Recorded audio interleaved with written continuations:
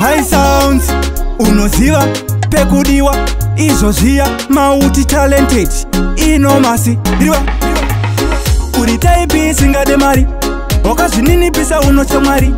usazofurirwa nanatamari ende handikusiye kana ndaidairiva kuti kune vasikana vanokuda sina chauinacho kusaziva kuti varipo vanoti kana ndauya ndipo pachatanga life yacho ndaisabhiliva kuti kune vasikana vanokuda sina chauinacho kusaziva kuti varipo vanoti kana ndauya ndini ndichaita mai vacho love yakadai unotodza mai kuti mwana uyu haadi ndai handina mari ndichamutengera pai kunaka kwakanondisa pai handikusiye kuti ndagatsira hiti handikuite chimboko handiti kwatinobva tiri ana mudzviti hatiende kumuvhi toenda kujiti ndaisabhiliva kuti kune vasikana vanokuda sina chauinacho kusaziva kuti varipo vanoti kana ndauya ndipo pachatanga life yacho ndaisabhiliva kuti kune vasikana vanokuda sina chauinacho kusaziva kuti varipo vanoti kana ndauya ndini ndichaita mai vacho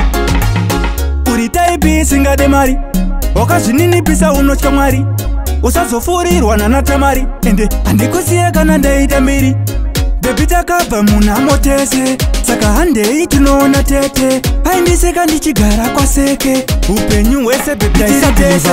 kuti kune vasikana vanokuda sina chauinacho kusaziva kuti varipo vanoti kana ndauya ndipo pachatanga life yacho ndaisabhiliva kuti kune vasikana vanokuda sina chauinacho kusaziva kuti varipo vanoti kana ndauya ndini ndichaita mai vacho love yakadai unotodza mai kuti mwana uyu haadi ndai handina mari ndichamutengera pai kunaka kwakanondisa pai handikusiye kuti ndagatsira hiti handikuite chimboko handiti kwatinobva tiri ana mudzviti hatiende kumuvhi toenda kujiti ndaisabhiliva kuti kune vasikana vanokuda sina chauinacho kusaziva kuti varipo vanoti kana ndauya ndipo pachatanga life yacho ndaisabhiliva kuti kune vasikana vanokuda sina chauinacho kusaziva kuti varipo vanoti kana ndauya ndini ndichaita mai vacho ndaisabhiliva